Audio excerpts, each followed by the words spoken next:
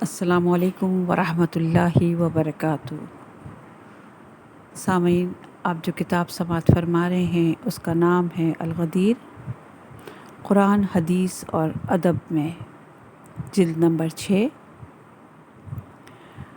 اسے تحریر کیا ہے علامہ عبدالحسین الامینی النجفی نے اور ترجمہ کیا ہے مولانا سید علی اختر رضوی شعور گوپال پوری، سید شاہد جمال رضوی گوپال پوری سے۔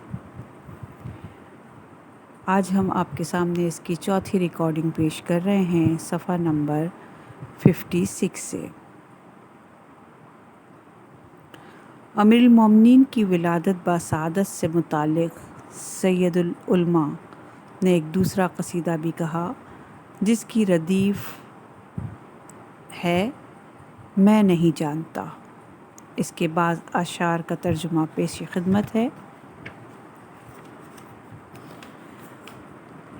عالم کون و مکان خوشخبریوں سے خوشحال ہو گئی اور مسرت و شادمانی نے سب کا احاطہ کر لیا۔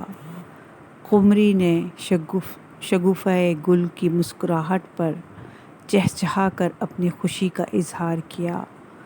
خوشحال پرندے درختوں پر بیٹھ کر شور و غول کرنے لگے۔ یہ بشارت اور مبارک و سلامت کس لیے، اور یہ مسرت اور انصبات کی علت واقعی کیا ہے، میں نہیں جانتا۔ ہوا بہت شدید تھی۔ وہاں ایک بڑا درخت رقص و سرور کی حالت میں بلند تھا۔ اس درخت پر پرندے بال و پر کھولے خوشیوں کا اظہار کر رہے تھے۔ بلبل اپنی خوش بیانی سے زندگی کے تار و پر بکھیر رہی تھی۔ اس درخت کا رقص و سرور کس لیے تھا، میں نہیں جانتا۔ زمین موسم بہار کے دلکش لباس سے پوشیدہ تھی اور شاخیں پھولوں اور پھلوں سے بارآور تھیں۔ باد صبا گلوں کی سماعت میں آہستہ آہستہ کچھ کہہ رہی تھی۔ تھوڑی دیر بعد محسوس ہوا کہ وہ خوشحالی سے خنداں ہیں۔ یہ خوشحالی اور جشن اور سرور کس لیے تھا، میں نہیں جانتا۔ میں بلند ہوا تاکہ ان سے پوچھ کر اس راز سے پردہ اٹھاؤں، لیکن میں نے دیکھا میری طرح سب مضطرب ہیں، اسی لیے فکریں ایک دوسرے کی مخالفت میں برسر پیگار ہیں۔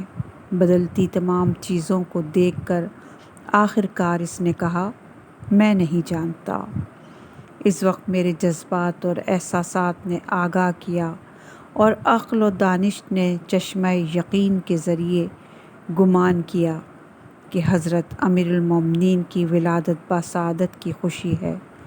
لہٰذا جاہلوں کو اپنے اس قول کے ذریعے کہ چھوڑ دو کہ میں نہیں جانتا۔ خانہ خدا میں ان کے علاوہ کس کی ولادت ہوئی، کیونکہ مخلوقات میں وہی مقام و مرتبے کے اعتبار سے سب سے بلند و برتر ہیں۔ اللہ نے قرآن مجید میں مسلسل ان کا ذکر کیا ہے۔ کیا اس کے بعد بھی تم اسے فریب پر محمول کرو گے، میں نہیں جانتا۔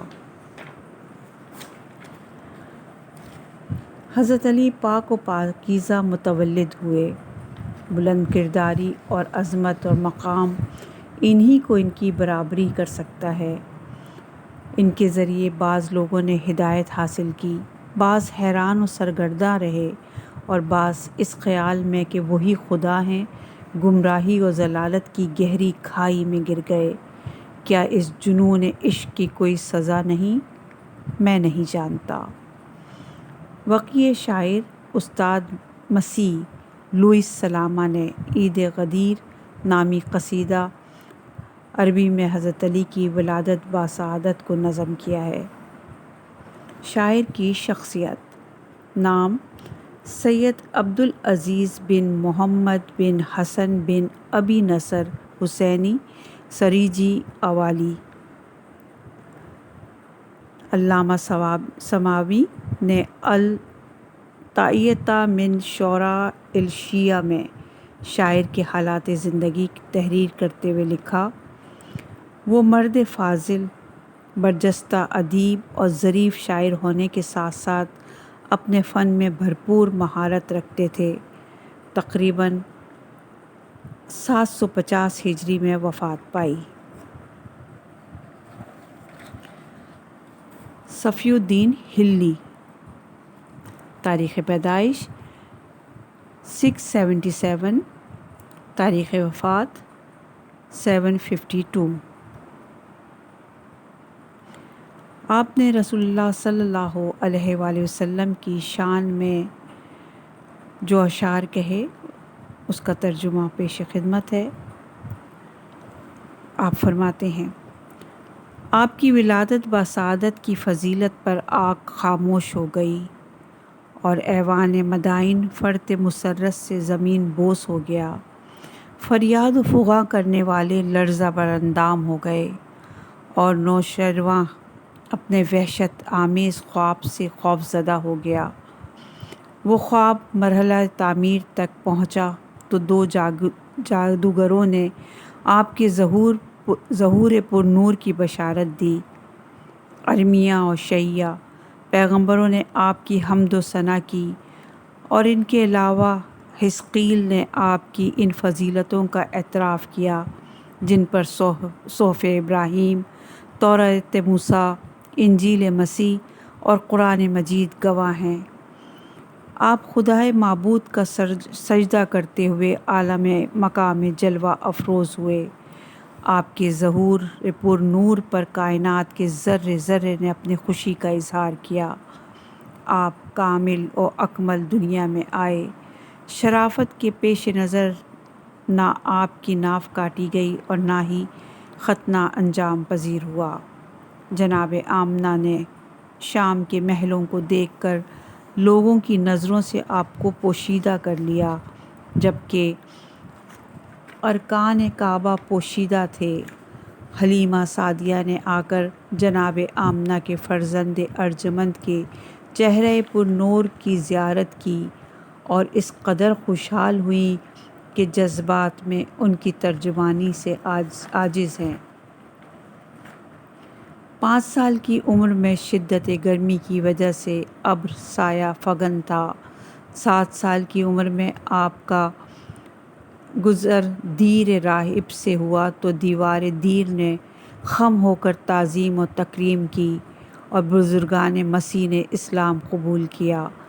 25 سال کی عمر میں راہب نے اپنے برے افکار سے منحرف ہوا کیونکہ اس کے دل پر آپ کا رعب طاری ہوا، اور 40 سال کی تکمیل کے بعد آفتاب رسالت روشن ہوا، قرآن مجید نازل ہوا، اور پھر تیر و کمان پتھروں نے شیاطین کو اپنا ہدف بنایا۔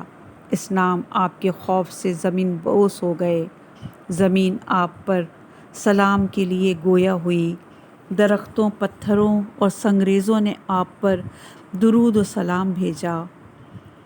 والی زہد نے تمام خزانوں کی کنجی پیش کی، لیکن آپ کی معرفت نے اس کے حصول سے باز رکھا۔ آپ کی پشت پر نگاہ کرنے سے معلوم ہوا کہ وہاں ایک ایسی واضح مہر ہے جو تمام شکوک و شبہات کو برطرف کرتی ہے۔ وسیع زمین آپ کے لیے مسجد کی حیثیت رکھتی تھی، لہٰذا پوری زمین جانماز قرار پائی۔ دشمنوں پر رعب و وحشت اور سختی کے ذریعے آپ کی مدد ہوئی۔ فرشتوں نے جنگوں میں آپ کی مدد کی اور نصرت کی۔ عبدالسلام نامی جوان نے آپ کے پاس اسلام قبول کیا اور سلمان بھی مسلمان ہوئے۔ الصبا اونٹوں اور پرندوں نے آپ سے گفتگو کی، سانپ، شیر، لومڑیوں نے آپ سے گفتگو کا شرف حاصل کیا۔ برسر منبر جانے کی خوشی میں ستونوں نے درود و سلام کی آوازیں بلند کی، سنگریزوں نے آپ کے ہاتھوں پر تسبیح پڑھی، لشکریوں نے جب اپنی تشنگی کی شکایت کی تو آپ کی انگشت مبارک سے چشمہ آب جاری ہو گیا۔ افتادہ بینائی آپ کی وجہ سے واپس آ گئی۔ جس گوسفند کے ذریعے آپ کو زہر دیا گیا تھا اس نے صاحب زبان کی طرح اس سازش کی اطلاع دے دی۔ خدا کے حسب منشا آپ نے پشت براق پر آسمانوں کی سیر کی چاند دو ٹکڑے ہوا، آفتاب غروب ہونے کے بعد دوبارہ ظاہر ہوا۔ یہ ایسے فضائل و مناقب ہیں جن کی صداقت کی سب نے گواہی دی، کوئی اس سے انکار نہیں کر سکتا۔ آپ کے دین کی وجہ سے گزشتہ ادیان اور کتب سماوی منسوخ ہوئیں جو آپ کی پیغمبری پر دلیل قاطع کی حیثیت رکھتی ہیں۔ تمام پیغمبروں نے فقط آپ ہی کو وسیلہ قرار دیا تاکہ خدا ان کی نصرت فرمائے۔ خدا نے آپ کی حیات سے قبل سارے پیغمبروں سے آپ کے متعلق عہد و پیمان لیا۔ آپ کے وسیلے سے حضرت آدم نے اپنے گناہ کی خداوند عالم سے مغفرت طلب کی۔ شدید ترین طوفان میں جب موج دریا نے کشتی کا سینہ چاک کر دیا، اس وقت حضرت نوح نے آپ ہی کی پناہ پکڑی۔ حضرت ایوب نے بلاؤں سے نجات کے لیے آپ ہی کو وسیلہ قرار دے کر خدا سے دعا کی اور ان کی پریشانیاں دور ہو گئیں۔ آپ کی وجہ سے حضرت خلیل آتش نمرود سے ذرا بھی خوف زدہ نہ ہوئے۔ جناب یوسف نے زنداں میں آپ کو وسیلہ قرار دے کر خدا سے درخواست کی۔ آپ ہی کے وسیلے سے جناب عیسیٰ نے دعا کی تو خدا نے مردے کو زندگی عطا فرمائی، حالانکہ اس کا کفن بالکل میلا ہو چکا تھا۔ اگر میں چاہوں کہ آپ کی صفات و کمالات کا حق ادا کروں تو میری بات ختم ہو جائے گی، قافیوں کے دائرے تنگ ہو جائیں گے، لیکن تمام فضائل بیان نہیں ہو سکتے۔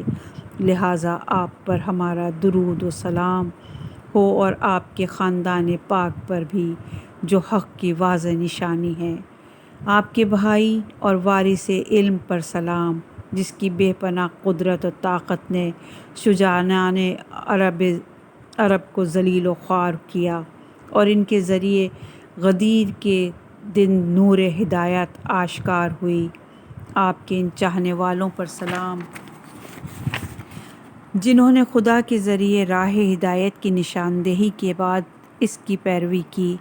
اے خاتم الانبیاء، اے نعمتوں کی وسعت دینے والے اور اے عظیم احسانات کرنے والے، میں اپنے گناہوں اور لغزشوں کی آپ سے شکایت کرتا ہوں اور آپ اس بندے کی شفاعت کیجیے جس کا کام ہی گناہ اور لغزش ہے۔ بے شک گناہ بندوں کو رسوا اور بدنام کر دیتا ہے۔ ہاں، میزان حساب اور پل صراط کے پرہول موقعوں پر دوستوں کے لیے آپ ہی کی شفاعت کافی و وافی ہے۔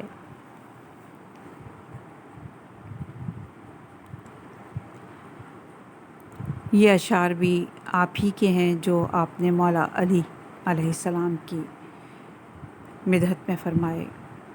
ترجمہ ہے: حضرت علی علیہ السلام اور ان کے فرزندوں سے الفت و محبت کا مظاہرہ کرو تاکہ قیامت اور اس کی وحشتوں سے نجات حاصل کر سکو۔ رسول اسلام کی نظر جلی کے ذریعے اس امام و رہبر کے لیے غدیر خم کے دن عہد و پیمان لیا گیا۔ رسول اسلام کے بعد تشہد میں ان کا ایسا مقام و مرتبہ ہے جو ان کی منزلت کی نشاندہی کر رہا ہے۔ لہٰذا کیا خدائے ارض و سما اور پیغمبر اکرم کے ذکر خیر کے بعد اس خاندان کے علاوہ کوئی دوسرا ہے جس کا ذکر خیر کیا جائے؟ شاعر کے حالات: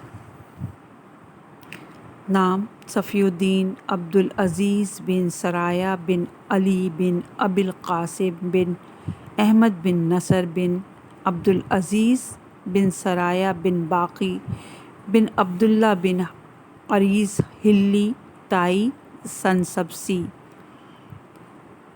طے کی سنسبس نامی قبیلے کے فرد تھے۔ یہ متضاد لغت کے برجستہ شاعر تھے۔ لفظی چاشنی، معنوی باریکی اور منفرد اسلوب کی وجہ سے ان کے اشعار الگ ہی مقام و مرتبے کے حامل تھے۔ انہوں نے لفظی خوبیوں میں معنوی برکات اور محسنات کی رعایت کر کے بہترین ایجاد میں سبقت کا مظاہرہ کیا ہے۔ اسی لیے انہیں شعری اقسام و فنون میں دوسرے ماہرین ادب پر تقدم حاصل ہے۔ اسی لیے شیعوں کے ان معدودات چند علماء میں ان کا شمار ہوتا ہے۔ جنہیں ادب و فن پر مہارت حاصل تھی۔ مجد الدین فیروز آبادی کا بیان ہے کہ میں نے شہر بغداد میں ادیب و شاعر صفی الدین سے 742 میں ملاقات کی۔ وہ ایسے بزرگ استاد تھے جنہیں نظم اور نثر دونوں پر یکساں عبور حاصل تھا۔ علوم عربی اور شعر گوئی سے پوری طرح آگاہ تھے۔ ان کے اشعار نسیم صبح سے زیادہ لطیف اور خوبصورت چہروں سے زیادہ شاداب ہوتے تھے۔ وہ مخلص شیعہ اہل بیت تھے۔ ان کی صورت دیکھنے کے بعد کوئی اندازہ نہیں لگا سکتا تھا کہ انہوں نے صدف میں چمکتے موتیوں کے مانند اشعار کہے ہیں۔ ابن حجر کہتے ہیں، آپ ادب و فن میں بے پناہ محنت کے بعد استاد ہوئے۔ شعر اور معنی و بیان کے تمام اقسام کی تعلیم حاصل کی اور ان اہم موضوعات پر 2 مفید کتابیں تالیف فرمائی۔ انہوں نے تجارت کے سلسلے میں کافی زحمتیں برداشت کیں، چنانچہ شام و مصر اور مدائن وغیرہ صرف تجارت کی غرض سے مسافرت کی۔ اس کے بعد جب وطن واپس ہوئے تو ایک قصیدے میں ناصر محمد بن قلاوون اور معید اسلامی کی مدح و ستائش کی۔ ان پر شیعت کا الزام تھا۔ خود بھی اپنے اشعار میں اس بات کا کھلا اعلان کرتے تھے۔ جو لوگ انہیں رافضی کہتے ہیں، ان سے بری طرح بیزاری کا اظہار کرتے تھے۔ ان کے اشعار میں واضح طور پر دیکھا جا سکتا ہے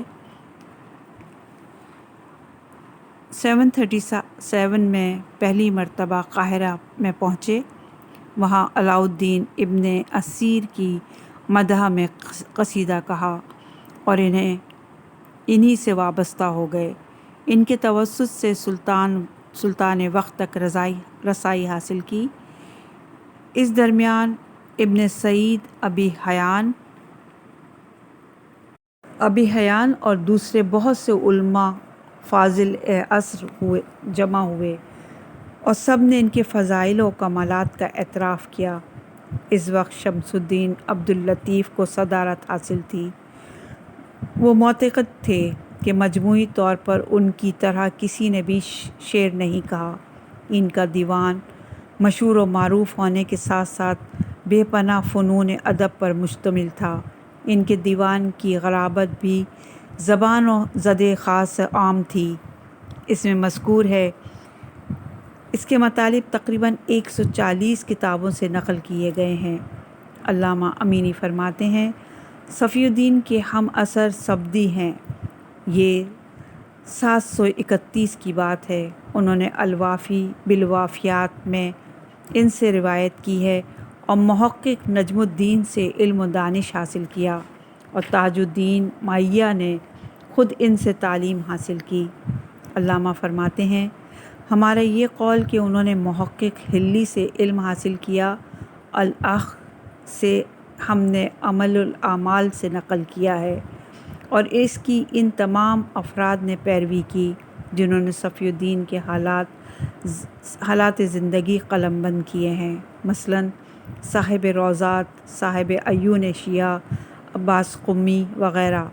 حالانکہ یہ قطعی صحیح نہیں، اس لیے کہ محقق نجم الدین حلی کی وفات 676 میں ہوئی اور صفی الدین اس کے 1 سال بعد 677 میں متولد ہوئے۔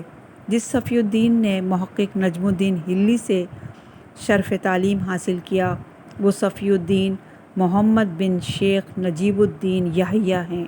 یہی بعد میں تاج الدین کے استاد ہوئے، جنہیں کتاب رجال اور تراجم کا مطالعہ کرنے سے یہ بات واضح ہو جاتی ہے۔ چنانچہ کتاب رجال اور تراجم کا مطالعہ کرنے سے یہ بات واضح ہو جاتی ہے۔ علامہ شیخ محمد علی معروف با شیخ علی حزین متوفی بنارس 1181 ہجری نے ان کے اخبارات اور شعری نوادرات کے سلسلے میں ایک مستقل کتاب لکھی ہے۔ آثار و کارنامے: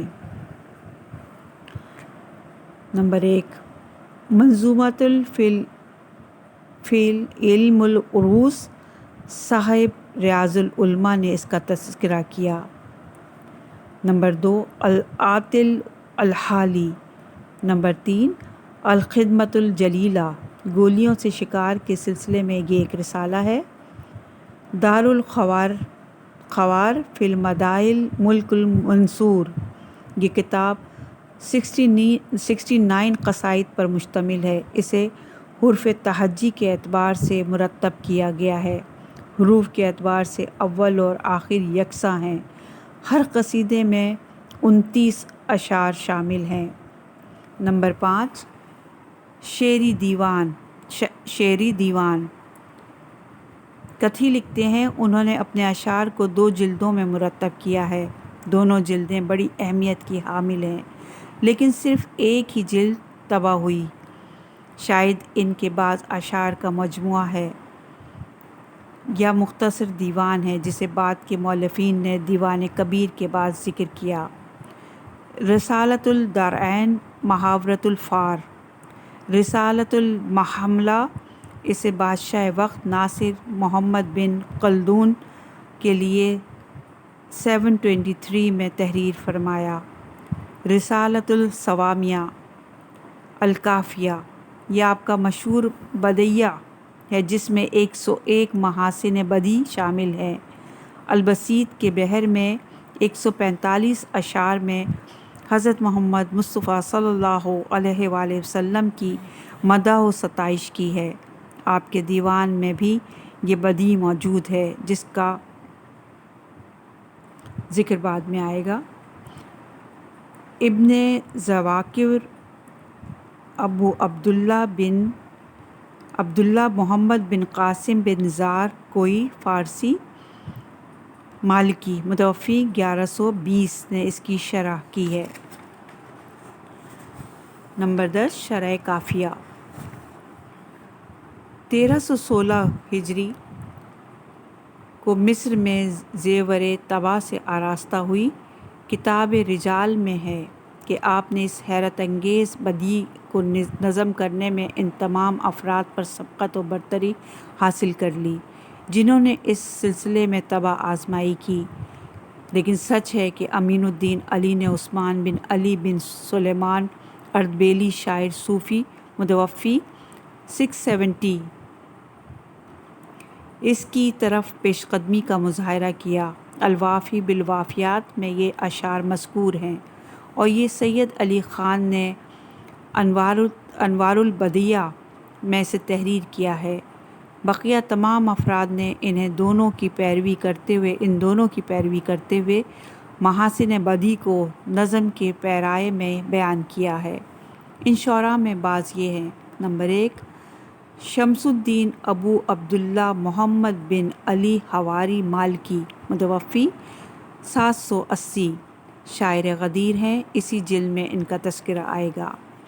آپ کا بدیعۃ الایمان کے نام سے مشہور ہے، جس میں رسول اکرم صلی اللہ علیہ وآلہ وسلم کی مدح و ستائش کی ہے۔ شیخ عزی الدین علی بن حسین بن علی بن ابی بکر محمد بن ابی الخیر متوفی 789 ان کی بدیع